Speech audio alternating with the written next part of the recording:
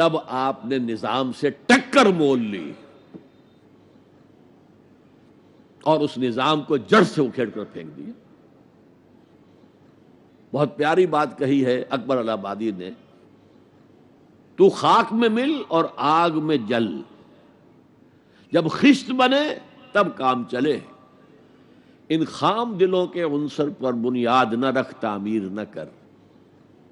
ہمارے ہاں تحریکیں ہیں موبز کے ذریعے سے چاہتی کوئی چیز حاصل ہو جائے، خام دل، نہ ان کے دلوں میں ایمان، نہ ان کے عمل میں عمل صالح موجود، تو نتیجہ جو نکلے گا وہ پہلے سے معلوم ہے۔ صحابہ کرام مکے کے اندر خاک میں ملے، آگ میں جلے۔ یہ آپ کا ساحل قریبی ہے، یہاں پہ ریت ہوتی ہے نا، وہ ریت گیلی ہوتی ہے، اس کا آپ ایک گولا بنائیں اور شیشے پہ مارے، شیشہ کھڑا رہے گا، وہ بکھر جائے گی ریت۔ اسی ریت کو آگ میں ڈال کر پکا لیجئے ذرا، وہ روڑا جو بنے گا وہ ماریے تو کوئی نتیجہ نکلے گا کہ نہیں؟ خام ہے جب تک تو ہے مٹی کا ایک انبار تو، اور پختہ ہو جائے تو ہے شمشیر بے زنہار تو۔ یہ ہے طریق محمدی صلی اللہ علیہ وسلم۔ آخری سٹیج حضور کے اس انقلابی عمل میں جنگ ہے، دو طرفہ جنگ۔ یقاتلون فی سبیل اللہ فیقتلون ویقتلون، اللہ کی راہ میں قتال کرتے ہیں، قتل کرتے بھی ہیں، قتل ہوتے بھی ہیں۔ بدر میں 70 قرشی سردار مارے گئے، احد میں 70 صحابہ شہید ہو گئے۔ کوئی ضمانت نہیں ہے کہ تم جنگ میں جاؤ تمہیں کوئی نقصان نہیں ہوگا، نہیں۔ لیکن یہ ہے کہ آج کے دور میں اس مسئلے میں خصوصی اجتہاد کی ضرورت ہے، وہ میں پھر کسی اور موضوع پر گفتگو کرتے ہوئے آپ کے سامنے رکھوں گا کہ دو طرفہ جنگ کی بجائے ایک اور راستہ ہے جس کی سب سے پہلے نشاندہی کرنے والے مہاتما گاندھی تھے۔ Non violent, naan cooperation. ہم نے تو انگریز کو کچھ نہیں کہا، ہم تمہارے کپڑا نہیں پہنیں گے تمہارا، ہم تو چرخہ کاٹیں گے، سوت کاٹیں گے، اس سے اپنی کھدر بنائیں گے، وہ پہنیں گے۔ اور کتنی بڑی چوٹ لگ گئی ان پر، کپڑوں کے انبار لگتے جا رہے ہیں، اتنی بڑی مارکیٹ کھوئی گئی، لیکن ہم نے تو کچھ نہیں کہا۔ انہوں نے قانون تو نہیں بنایا ہوا تھا کہ ہمارا کپڑا ضرور پہنو گے تم۔ Non violent, naan cooperation. پھر آیا نان وائلنٹ سول ڈس اوبیڈینس۔ پرماتما نے سمندر میں نمک پیدا کیا، ہم پرماتما کے سمندر سے پرماتما کا نمک لینے جا رہے ہیں۔ اس کا مطلب کیا تھا؟ You have challenge the taxation policy of British India. اب لاٹھیاں پڑی، جیلیں بھری، ہوا کہ نہیں؟ لیکن انہوں نے کوئی تشدد نہیں کیا، عدم تشدد۔ اس سے اگلا مرحلہ ہندوستان میں آیا ہی نہیں۔ دوسری جنگ عظیم کے بعد انگریز اتنا کمزور ہو چکا تھا، وہ فیصلہ کر چکا تھا اب اتنی دور دراز موضوعات کو ہم قابو میں نہیں رکھ سکتے، لہذا وہ بستر طے کر رہا تھا اپنا۔ ذرا سوچئے، سونے کی چڑیا ہاتھ سے نکل رہی ہے، لیکن کیا کسی انگریز نے کسی ہندوستانی کو مارا؟ کیا کسی ہندوستانی نے کسی انگریز کو مارا؟ آپ شیر کے منہ میں سے وہ سنہری چڑیا نکال رہے ہیں، لیکن نہ کسی انگریز نے کسی ہندوستانی کو، نہ مسلمان کو، نہ ہندو کو، نہ کسی مسلمان نے اور نہ کسی ہندو نے انگریز کو مارا۔ آپس میں لڑے ہیں، یہ بالکل دوسری بات ہے، اٹس اے ڈفرنٹ سٹوری۔ آپس میں قتل عام ہوا ہے، لیکن یہ آزادی تو ملی ہے ان کے دینے سے۔ وہ جا رہے تھے خود ہی، آپ کو معلوم ہوگا کہ انہوں نے ڈیٹ فکس کی تھی 48، لیکن ماؤنٹ بیٹن نے 47 کے اندر کہا بس جانا ہے ہم نے۔ آخری سٹیج جو اس پروسیس کی ہے وہ ایران میں امام خمینی کا جو انقلاب آیا وہ تھا ان آرمڈ ریوولٹ۔ ہم کسی کو نہیں ماریں گے، ہم پر گولیاں چلیں گی، سینوں پر کھائیں گے۔ 20,000 سے لے کر 30,000 تک آدمی مارے گئے۔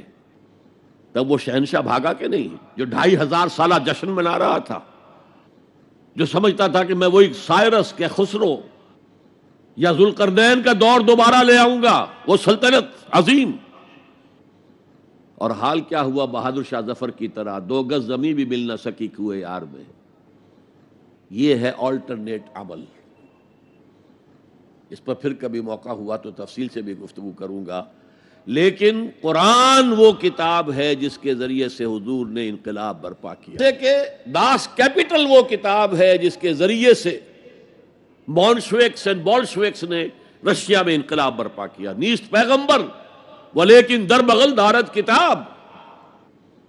وہ مارکس جو ہے پیغمبر تو نہیں ہے لیکن اپنی بغل میں کتاب لے کے آیا ہے. اور وہ داس کیپٹل کس قدر مؤثر تھی، اس نے کس طرح لوگوں کو پوزیس کیا ہے اور کس طریقے سے لوگوں کو تیار کیا ہے کہ زار کی فوجوں کے سامنے کھڑے ہوئے ہیں اور گولیاں کھا رہے ہیں سینہ کھول کر.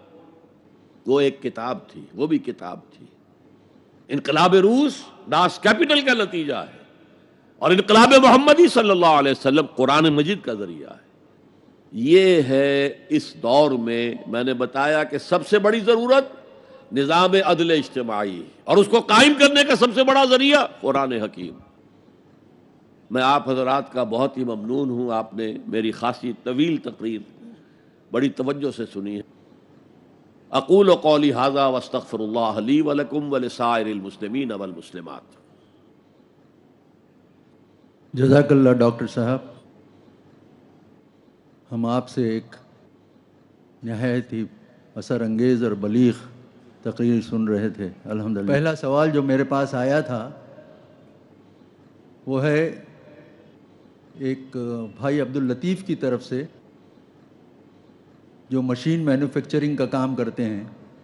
آپ کا سوال ہے، قرآن اللہ ہی کی کتاب ہے، چند ٹھوس دلائل پیش کریں. قرآن اللہ ہی کی کتاب ہے، چند ٹھوس دلائل پیش کریں. اس کے لیے کوئی منطقی دلیل نہیں ہو سکتی. یہ آپ کا باطنی احساس ہوگا.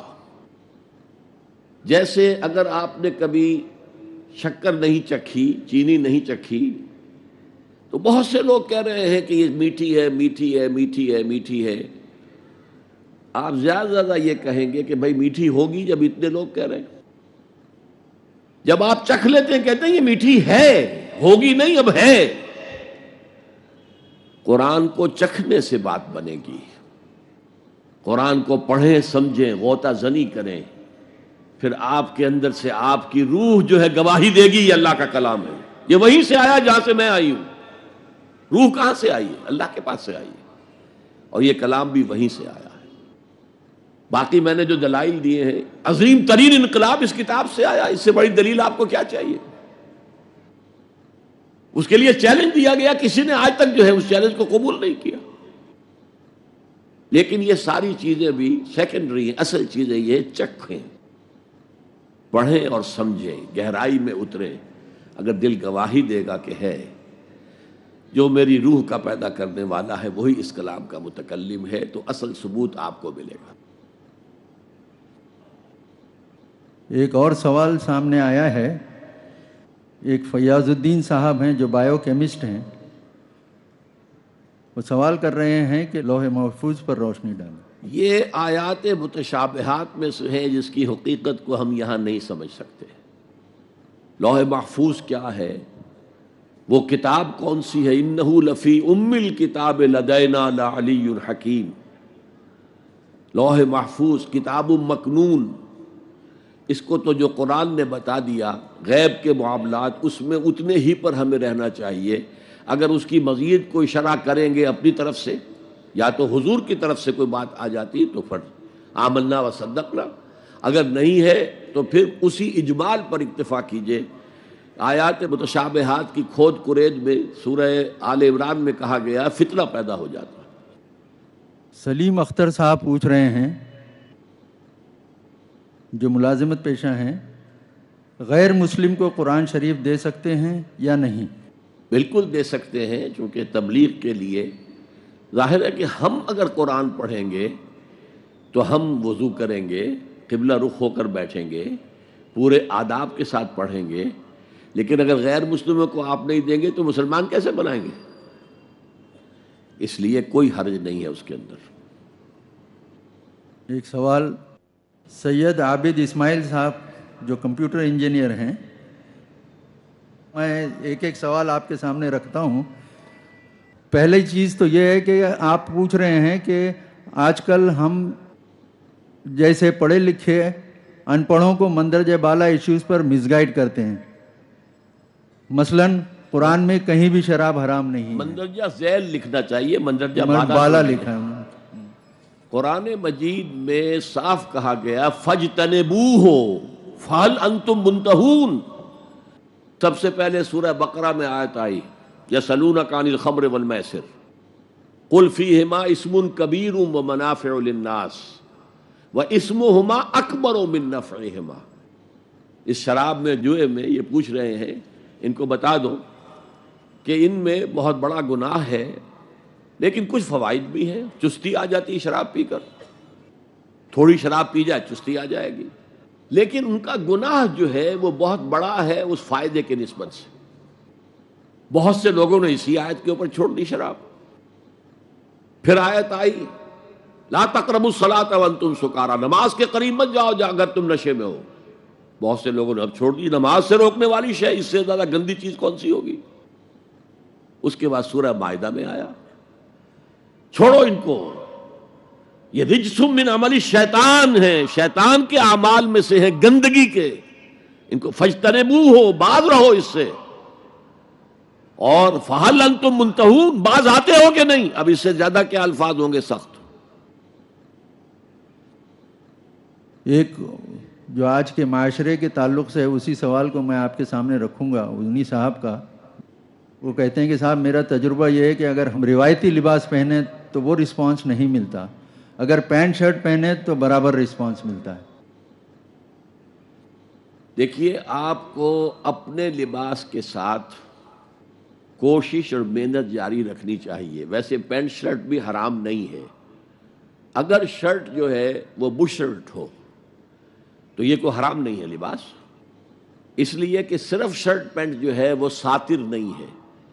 اس میں انسان کے جو جنسی اعضاء ہیں وہ نمایاں ہوتے ہیں، وہ حرام ہوگا. لیکن بش شرٹ ہے یا آپ نے سوٹ پہنا ہوا ہے، کوٹ پینٹ ہے، تو اس میں وہ قباحت نہیں ہے. لیکن سوال پیدا ہوتا ہے آپ داڑھی نہیں رکھیں گے. داڑھی تو سنت مؤکدہ ہے، واجب ہے. اب کوئی بات سنتا یا نہیں سنتا، آپ کو اپنا کام کرنا چاہیے. اور آپ کا اپنے اس معاملے میں مستحکم رہنا اصل میں آپ کی دعوت میں تاثیر پیدا کرے گا. ایک صاحب ہیں عثمان صاحب، آئیڈیل ہائی اسکول سے غالباً ان کا تعلق ہے. وہ کہتے ہیں کہ دی 100 کے حوالے سے گفتگو کرتے ہوئے آپ نے کتاب ہی کے حوالے سے محمد صلی اللہ علیہ وسلم کو اول درجے پر فائز کرتے ہوئے فرمایا کہ حضرت عیسیٰ اور گوتم بدھ کو ریاست اور سیاست سے کوئی تعلق یا لینا دینا نہیں تھا.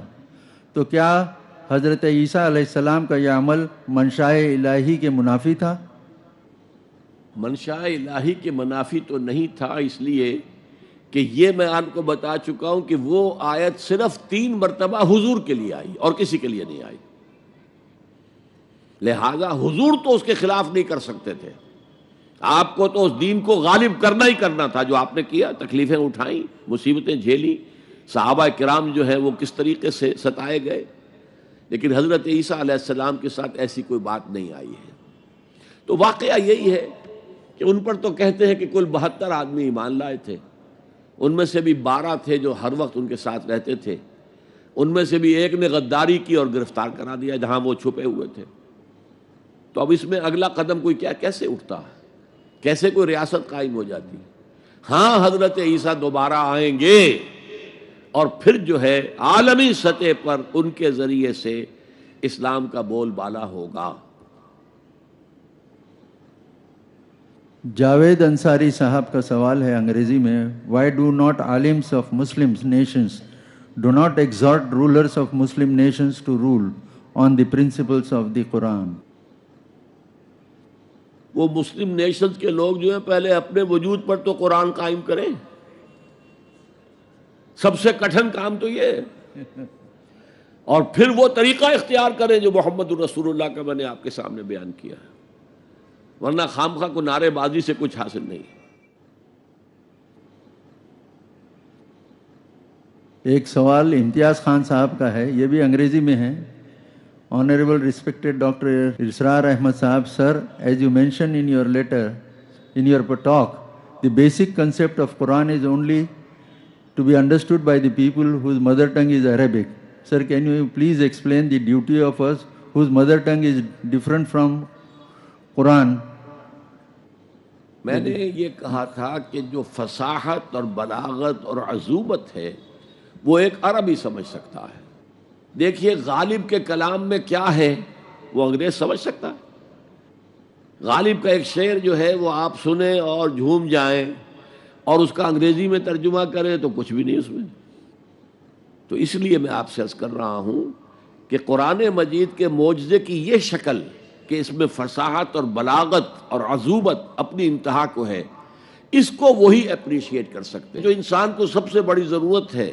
دی system of social justice, the politico socio economic system based on justice and fair play, اس کا سب سے بڑا معجزہ یہ قرآن ہے.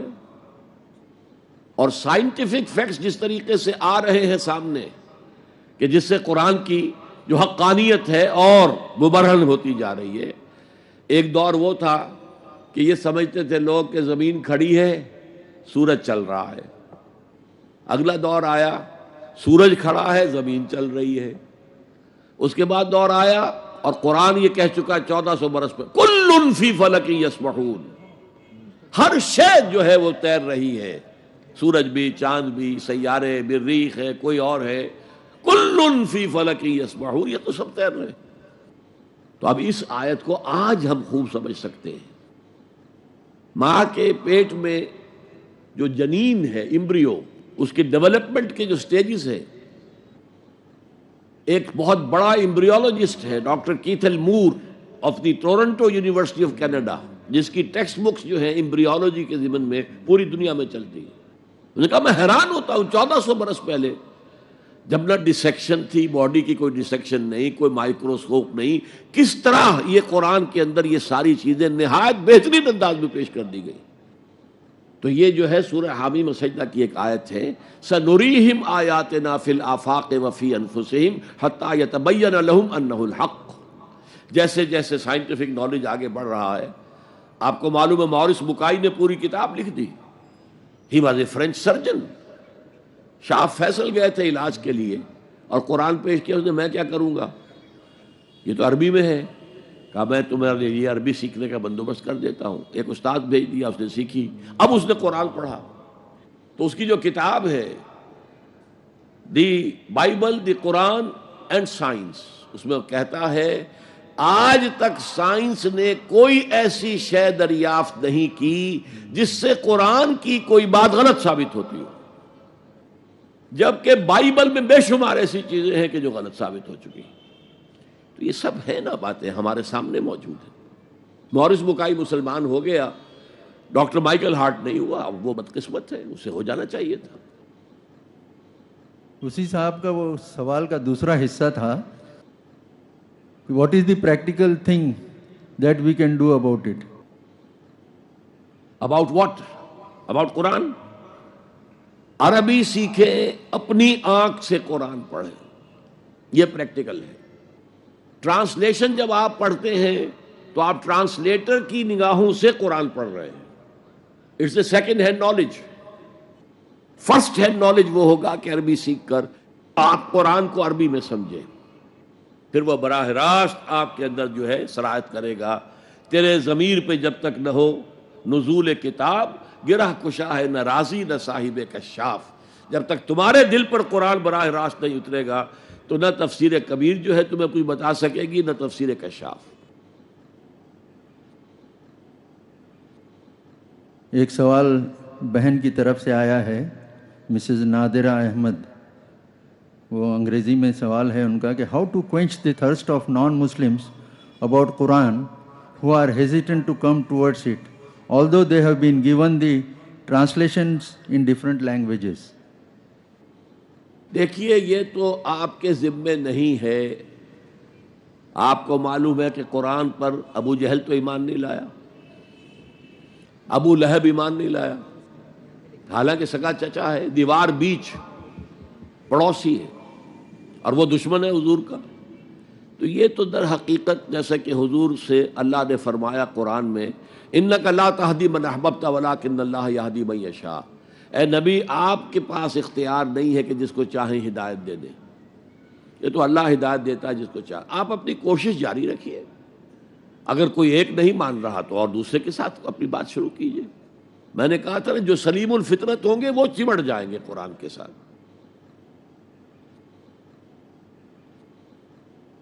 ایک سوال ہے، نام نہیں بتایا صاحب نے اپنا.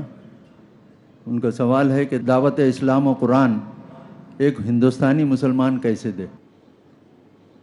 میرے نزدیک کوئی فرق نہیں ہے ہندوستانی مسلمان میں اور پاکستانی مسلمان میں اور کسی اور مسلمان میں. آپ دعوت دیں، دین کی دعوت دیں، قرآن پڑھ کے انہیں سنائیں. آپ کو ایسے سرکلز بنائے جہاں آپ دعوت دیں غیر مسلموں کو بھی، وہاں قرآن کا مذاکرہ ہو، جیسا کہ میں نے کہا تھا صحابہ کرام کر رہے تھے. تو دعوت کا تو راستہ کھلا ہوا. محمد شاہد شیخ وہ سوال کر رہے ہیں کہ قرآن سے تکیہ نہ لگاؤ